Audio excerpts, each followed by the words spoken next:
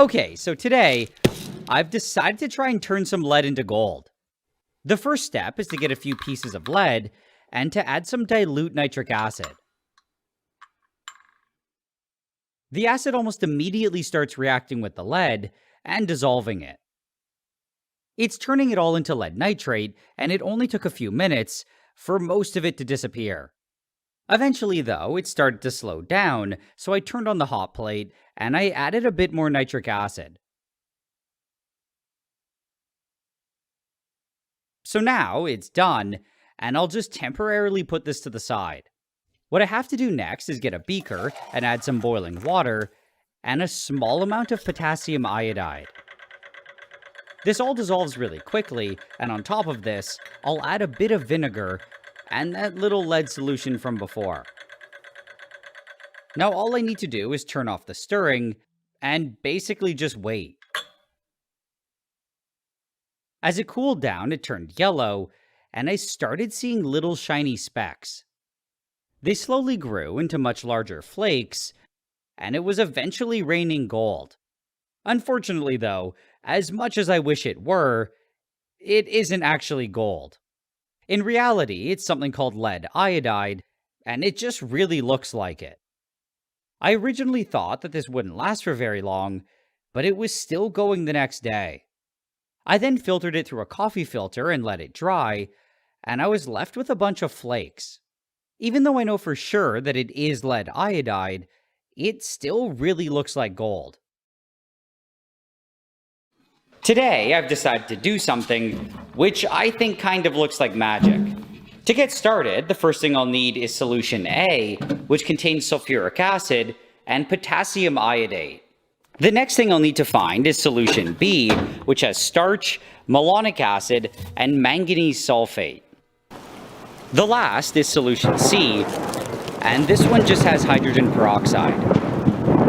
Now, all I need to do is combine them together in roughly equal amounts. The moment solution C is added, it starts changing colors, and then suddenly, it turns almost black. The really cool part, though, is that it doesn't stay that way. It then somehow goes back to how it was, and the cycle starts all over again. This is known as the Briggs-Rosher reaction, and it's one of the very few oscillating chemical reactions. For this video, I'm going to try turning this penny into gold, which is something that I've always wanted to do. The first step is to clean the penny, and all I need is some vinegar and some salt. As it sits there, the oxides are getting slowly removed, and while I wait for that to happen, I'll get something else ready. For this mixture, I'll start with some water, and I need to dissolve some sodium hydroxide drain cleaner.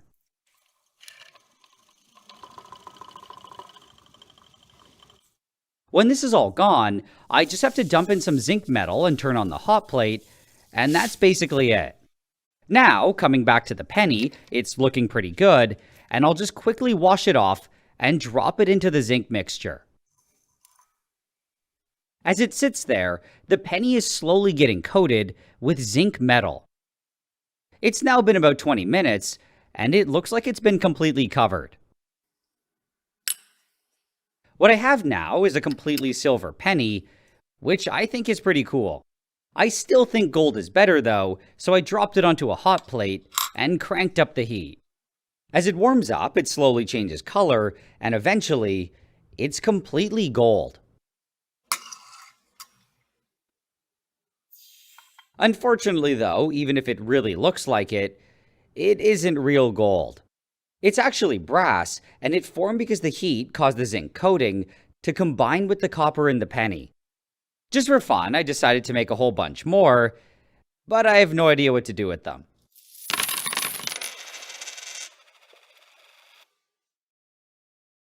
What I have here is a Geiger counter, and every click means that it's detecting radiation. The clicks now aren't very scary though, because it's normal for there to be a small amount of background radiation. What isn't normal is this little box. Whatever's in here is extremely radioactive, and it's worse than when I tested nearly pure uranium.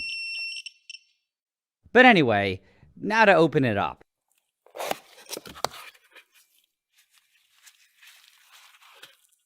Inside, it doesn't actually look very scary, and it's just some small pieces of metal in an old plastic container. Now to open this container and see what it is, and it's just a bunch of old watch dials. At first, it might seem a bit weird that these would be so radioactive, but these aren't just any old watch dials. They've all been covered with a paint containing radium, which is an extremely radioactive element. What's interesting is that if I blast them with UV light, they fluoresce green, but this has nothing to do with radiation. It's actually just from something called a phosphor, and this one's made from zinc sulfide.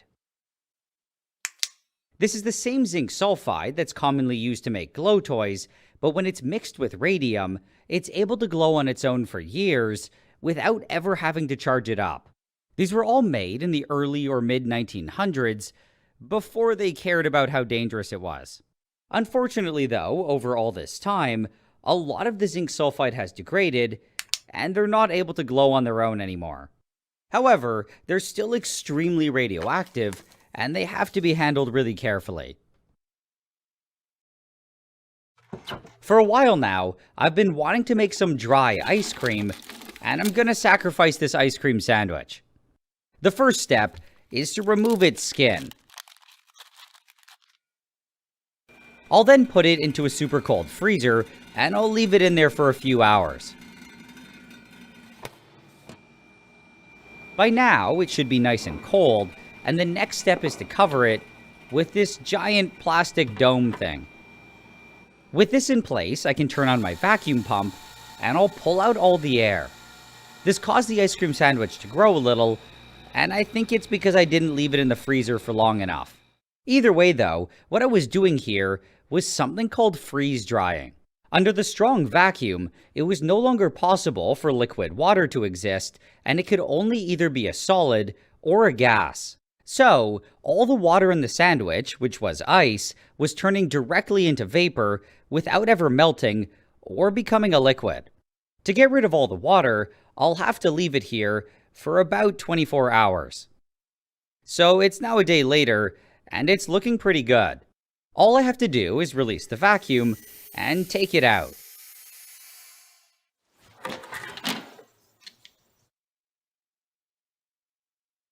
What I'm left with looks almost the same as before, except it's really hard and crumbly.